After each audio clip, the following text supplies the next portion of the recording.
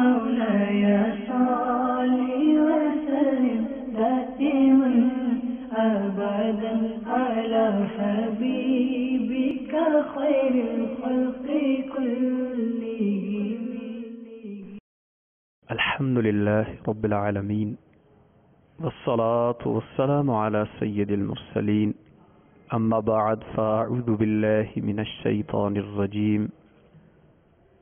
بسم الله الرحمن الرحيم الصلاة والسلام عليك يا رسول الله وعلى آلك وأصحابك يا حبيب الله الصلاة والسلام عليك يا نبي الله وعلى آلك وأصحابك يا نور الله. شیخ شریعت و طریقت، آفتاب قادریت، مہتاب رضویت، صاحب خوف و خشیت، عاشق اعلی حضرت، بانی دعوت اسلامی، قرۃ عینی و سکینۃ قلبی، حضرت علامہ الحاج ابو بلال مولانا محمد الیاس عطار قادری رضوی دامت برکاتہم العالیہ، دعوت اسلامی کے اشاعاتی ادارے مکتبۃ المدینہ کے مطبوعہ 52 صفحات پر مشتمل اپنے بابرکت رسالے شیطان کے بعد ہتھیار کے صفحہ نمبر 1 پر یہ حدیث پاک نقل فرماتے ہیں. سلطان دو جہان، مدینے کے سلطان، رحمت عالمیان، سرور ذیشان صلی اللہ تعالی علیہ وآلہ وسلم کا فرمان جنت نشان ہے. جو مجھ پر جمعہ کے دن اور رات 100 مرتبہ درود شریف پڑھے، اللہ تعالی اس کی 100 حاجتیں پوری فرمائے گا، 70 آخرت کی اور 30 دنیا کی. اور اللہ تعالی ایک فرشتہ مقرر فرما دے گا جو اس درود پاک کو میری قبر میں یوں پہنچائے گا جیسے تمہیں تحائف پیش کیے جاتے ہیں. بلا شبہ میرا علم میرے وصال کے بعد ویسا ہی ہوگا جیسا میری حیات میں ہے. صلو علی الحبیب صلی اللہ تعالی علی محمد صلی اللہ تعالی علیہ وآلہ وسلم. میٹھے میٹھے اسلامی بھائیوں اور مدنی چینل کے ناظرین، الحمدللہ عز وجل مدنی چینل کے سلسلے فیضان قصیدہ بردہ شریف میں ایک بار پھر حاضر ہیں. قصیدہ بردہ شریف فصل خامس، جو کہ معجزات مصطفیٰ صلی اللہ تعالی علیہ وسلم کے بیان میں. آج کے سلسلے میں اس فصل کے آخری شعر اور مجموعی طور پر قصیدہ بردہ شریف کے 75ویں شعر سے ہم برکتیں حاصل کریں گے. صاحب قصیدہ نے اس بابرکت شعر میں رحمت دو عالم، نور مجسم، شاہ بنی آدم صلی اللہ تعالی علیہ وسلم کے معجزۂ شق القمر یعنی اشارہ مصطفیٰ پا کر چاند کے 2 ٹکڑے ہو جانے کو ذکر فرمایا ہے. چنانچہ آپ فرماتے ہیں: اقسمت بالقمر المنشق ان له من قلبه نسبة مبرورة القسم. من قلبه سے مراد قلب محبوب، اور نسبتاً کا مطلب تعلق ہے، نسبت ہے. مبرورۃ القسم، سچی قسم. قصیدہ بردہ شریف کے شعر نمبر 75 کا ترجمہ یہ ہے کہ میں شک شدہ چاند کی قسم کھاتا ہوں کہ اس قصب نور میں حضور انور صلی اللہ تعالی علیہ وسلم کے قلب مبارک سے نسبت ہے، اور یہ میری قسم قسم مبرور ہے، سچی قسم ہے. تو اس کی شرح میں فرمایا گیا کہ ماہ شکستہ دل کی سچی قسم کھا کر صاحب قصیدہ فرماتے ہیں کہ بے شک چاند کو حضور انور صلی اللہ علیہ وسلم کے قلب منور سے ایک مناسبت اور رابطہ ہے، اور اس مناسبت کی جو قسم کھائے وہ سچا ہے۔ تو چاند کو رحمت عالم صلی اللہ تعالی علیہ وآلہ وسلم کے قلب مبارک سے چند وجوہ کی بنا پہ مناسبت ہے۔ ان وجوہات کو ذکر کرتے ہوئے شارح فرماتے ہیں، چاند کو قلب مصطفیٰ صلی اللہ تعالی علیہ وسلم سے چند طرح سے مناسبت ہے۔ ان میں سے پہلی وجہ تو یہ کہ شک صدر مصطفیٰ ہوا، یعنی مصطفیٰ جان رحمت صلی اللہ تعالی علیہ وسلم کا سینہ مبارک چاک کیا گیا، اور شک قمر بھی ہوا۔ تو شک میں یعنی چرنے میں دونوں کے درمیان مناسبت ہے۔ دوسرا یہ کہ شک صدر کے بعد التیام ہوا، یعنی قلب انور کو سینہ مبارک میں رکھ کر تو سینہ مبارک کو سی دیا گیا، سینہ مبارک مل گیا۔ اسی طرح چاند شک ہونے کے بعد اس میں بھی التیام ہوا، اور جو خرق ہوا تھا، شک ہوا تھا، وہ آپس میں مل گیا۔ تیسرا یہ کہ چاند کو دل مصطفیٰ سے یہ نسبت ہے، مناسبت ہے کہ قمر میں نورانیت ہے، یعنی چاند روشن ہے، نورانی ہے، تو قلب منور بھی منبع انوار ہے۔ صبح طیبہ میں ہوئی بٹتا ہے باڑا نور کا، صدقہ لینے نور کا آیا ہے تارا نور کا۔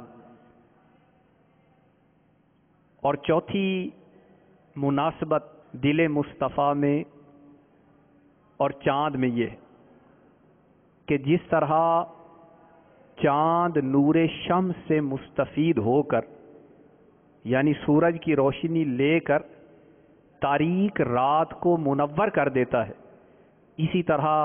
جناب سرور عالم صلی اللہ تعالی علیہ وسلم بھی اپنے مبدأ فیض سے استفادہ نور فرما کر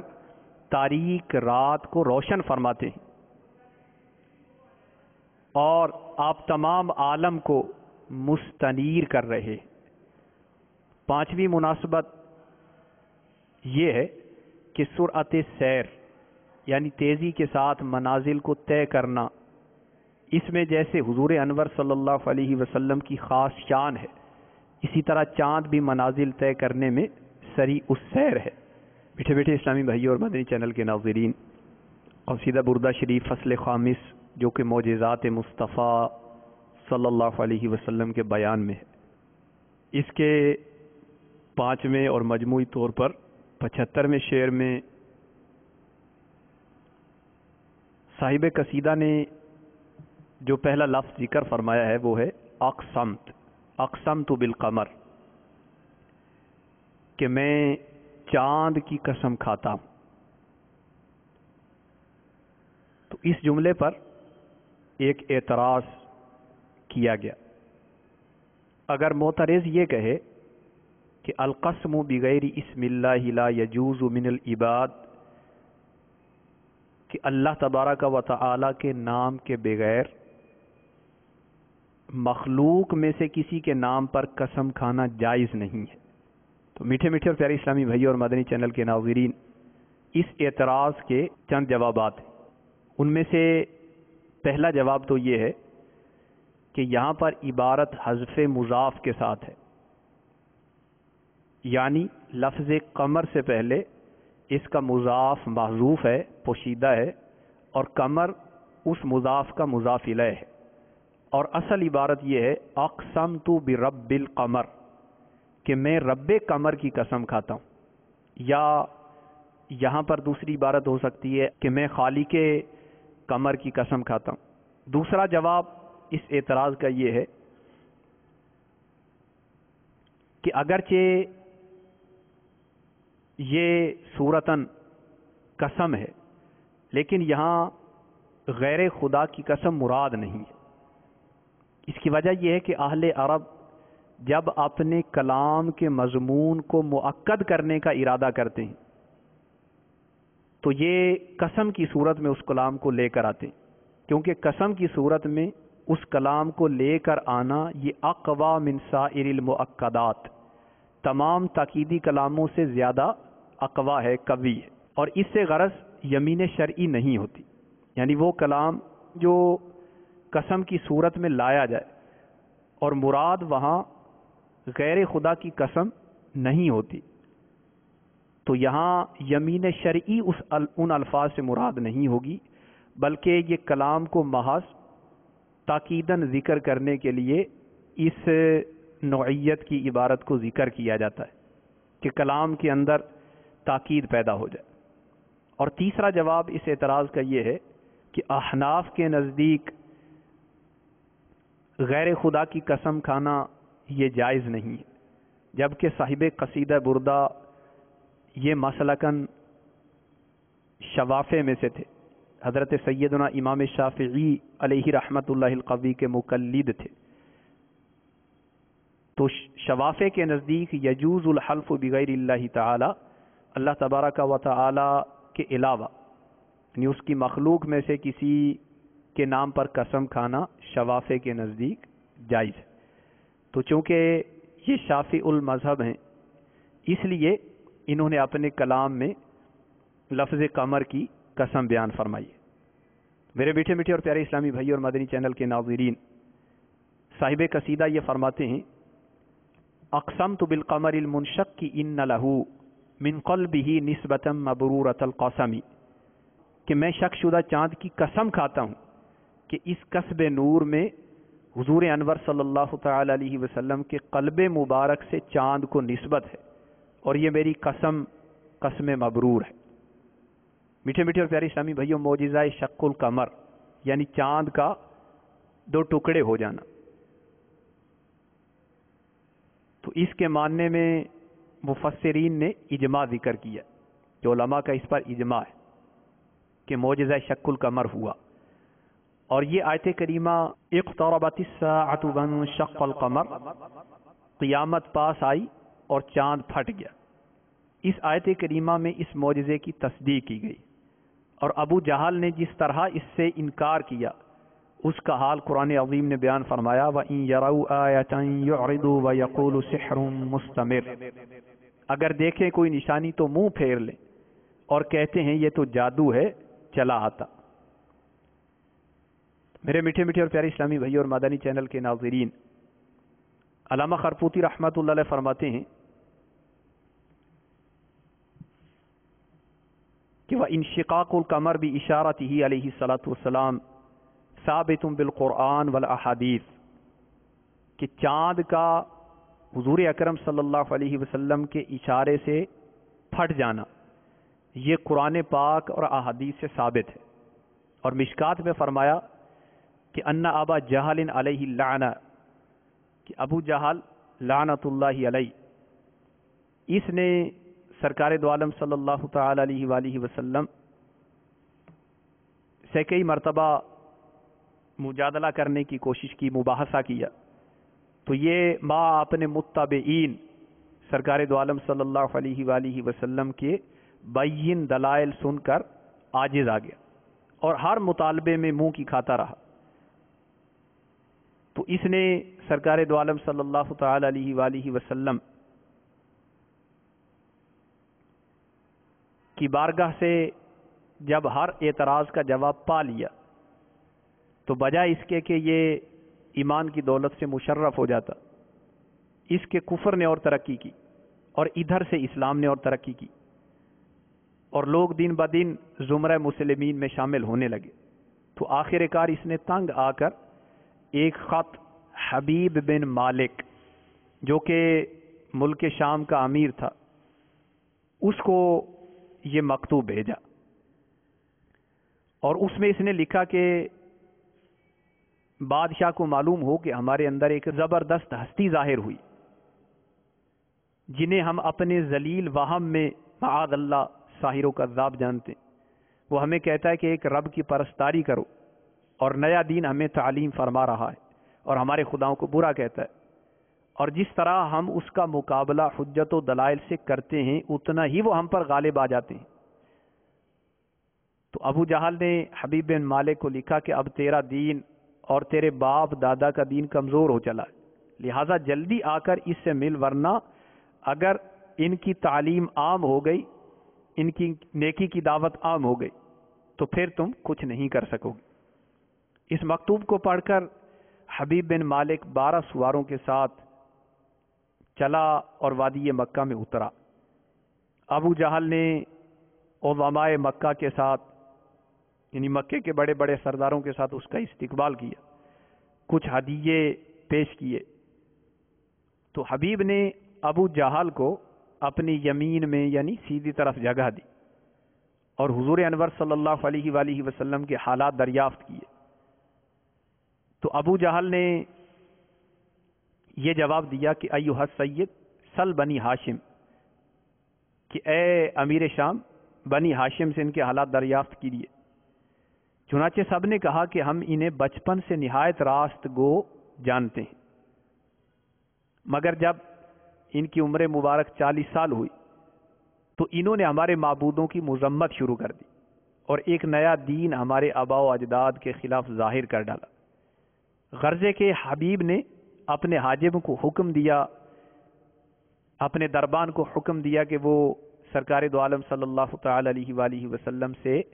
یہاں جلوہ افروز ہونے کی درخواست پیش کرے۔ چنانچہ امیر شام حبیب بن مالک کا حاجب یعنی دربان حضور انور صلی اللہ تعالی علیہ وسلم کی بارگاہ اقدس میں حاضر ہوا اور اس نے حبیب بن مالک کی درخواست پیش کی۔ تو سرکار دو عالم صلی اللہ تعالی علیہ وسلم تشریف لے جانے کو آمادہ ہوئے۔ تو حضرت ابو بکر صدیق رضی اللہ تعالی عنہ نے حلہ حمراء اور امامہ سودا پیش کیا۔ سرکار دو عالم صلی اللہ علیہ وسلم نے ملبوس فرمایا اور تشریف لے چلے۔ حضرت سیدنا صدیق اکبر رضی اللہ تعالی عنہ بھی حضور انور صلی اللہ علیہ وسلم کے ساتھ ساتھ داہنی طرف چل رہے تھے۔ حبیب بن مالک نے جب حضور انور صلی اللہ علیہ وسلم کو جلوہ افروز ہوتے دیکھا تو یک لخت تعظیم کے لیے سر و قد کھڑا ہو گیا۔ جب حضور انور صلی اللہ علیہ وسلم جلوہ آرائے مسند ہو گئے تو حبیب نے دیکھا کہ وجہ منیر سے انوار چمک رہے اور اس کے دل پر حضور انور صلی اللہ علیہ وسلم کی ہیبت اس قدر غالب ہوئی کہ اس کی زبان بند اور وہ مؤدب حاضر ہے۔ تھوڑی دیر کے بعد حبیب بولا، یا محمد، آپ کو معلوم ہوگا کہ تمام انبیاء تو مخصوص معجزات لائے تھے، آپ کے پاس بھی کوئی معجزہ ہے؟ فقال علیہ السلام ماذا ترید، کیا چاہتے ہو؟ تو حبیب نے متحیرانہ طور پر یہ جواب سن کر بڑے غور کے بعد وہ معجزہ طلب کیا جو کسی نبی سے ظاہر نہ ہوا تھا۔ تو اس نے عرض کیا کہ میں یہ چاہتا ہوں کہ ابھی سورج غروب ہو جائے اور ماہ کامل نکلے، پھر اسے آپ زمین پر اتاریں اور اس کے 2 ٹکڑے کریں، پھر وہ آسمان پر جا کر قمر منیر بنے اور پھر بددستور سورج واپس آ جائے۔ تو سرکار دو عالم صلی اللہ تعالی علیہ وسلم نے اس مطالبے کو نہایت بے پرواہی سے مسموع فرما کر حبیب سے فرمایا، ان فعلتہ اتؤمن بی، کہ اگر ہم ایسا کر دیں تو کیا تم پھر ایمان لے آؤ گے؟ حبیب نے دیکھا کہ اتنے سخت مطالبے پر بلا کسی عذر کے آمادگی کا اظہار فرما رہے ہیں، تو 1-2 اپنی خاص غرض بھی کیوں نہ عرض کر لوں۔ وہ بولا، نعم بشرط، کہ بے شک حضور اگر ایسا ہو جائے تو ایمان لے آؤں گا، لیکن ایک شرط اور بھی ہے، اور وہ شرط یہ ہے کہ ان تخبر بما فی قلبی، کہ آپ مجھے اس چیز کی خبر دیجیے کہ جو چیز میرے دل میں ہے۔ غرض حضور انور صلی اللہ تعالی علیہ وسلم جبل ابی قبیس پر تشریف لے گئے اور 2 رکعت نوافل ادا فرمائے اور دعا کی کہ جبرائیل امین علیہ الصلاۃ والسلام حاضر ہوئے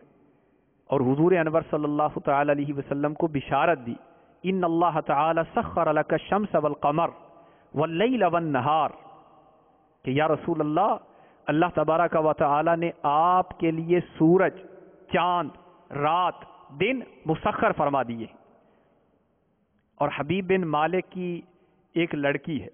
جس کے نہ ہاتھ ہیں، نہ پیر، نہ آنکھ، نہ کان، اسے بشارت دیجئے کہ اللہ تعالیٰ نے تیری لڑکی کے ہاتھ پیر سب عطا فرما دیے۔ چنانچہ حضور انور صلی اللہ تعالیٰ علیہ وسلم پہاڑ سے نیچے تشریف لائے اور جبرائیل امین ہوا میں معلق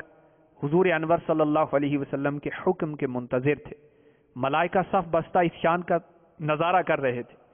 کہ حضور انور صلی اللہ علیہ وسلم نے اپنی انگشت سبابہ یعنی شہادت کی انگلی کا اشارہ سورج کی طرف کیا کہ وہ اپنی جگہ سے ہلا اور غائب ہو گیا اور سخت اندھیرا پھیل گیا،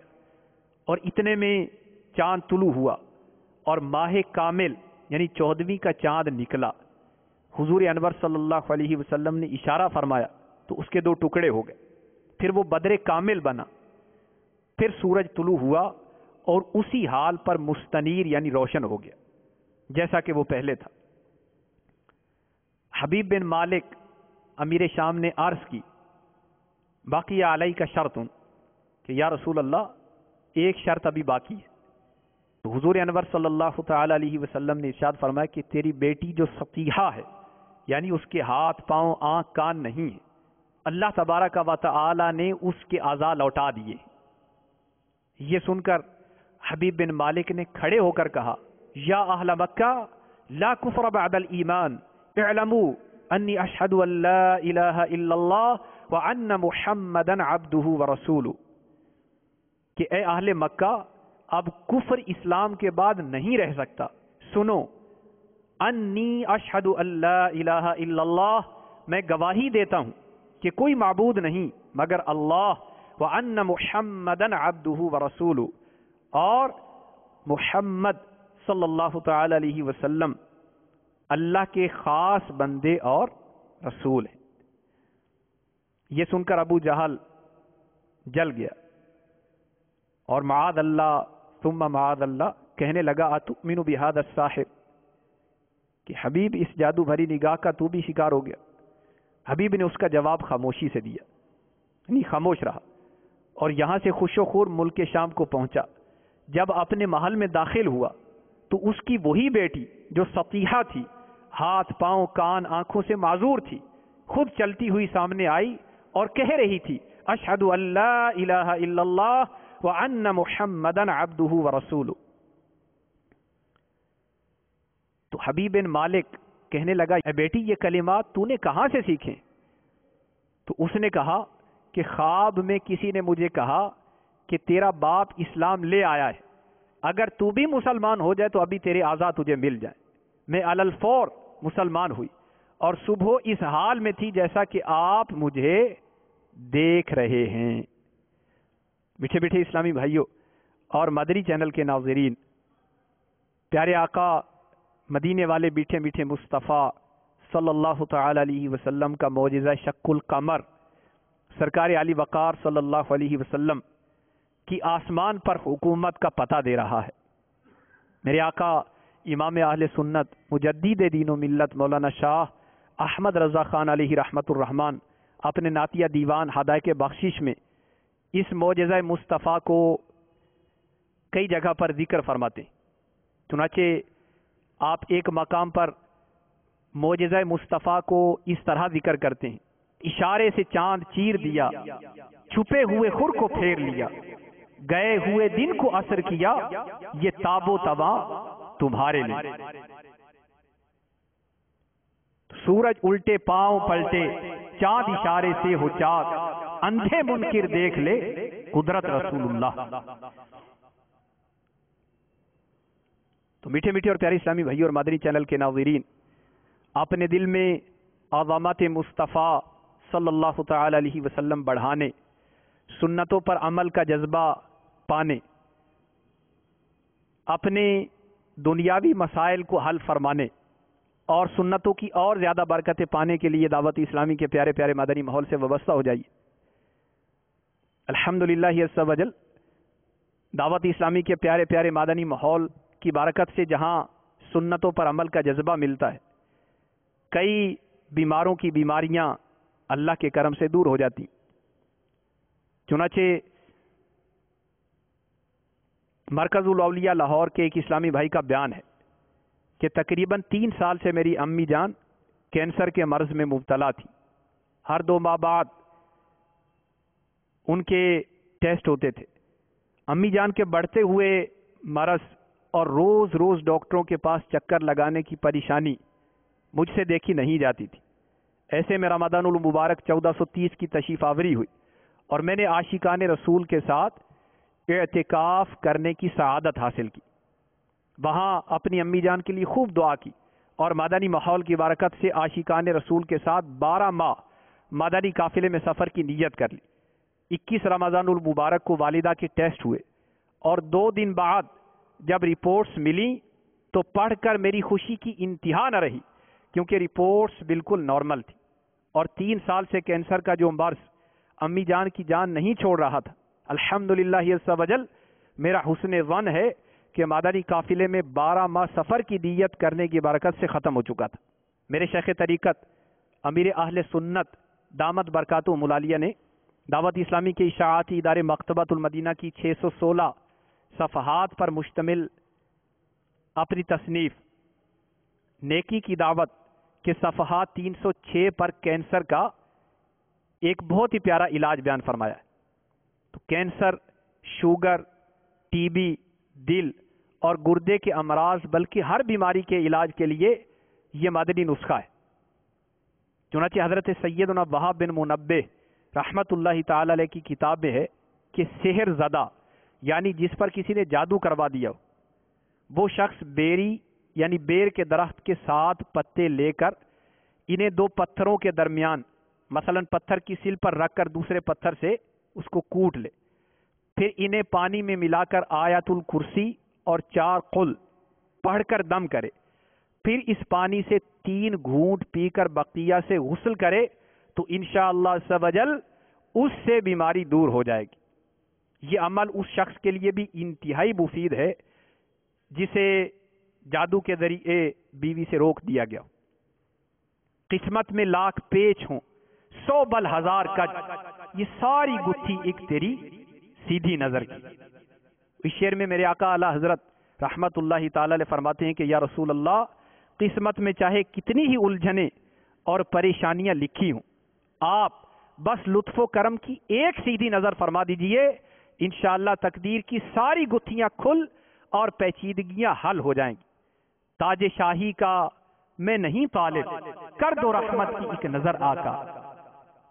صلو علی الحبیب صلی اللہ تعالی علی محمد صلی اللہ تعالی علیہ وآلہ وسلم. مولاي صل وسلم دائما أبدا على حبيبك خير الخلق كلهم.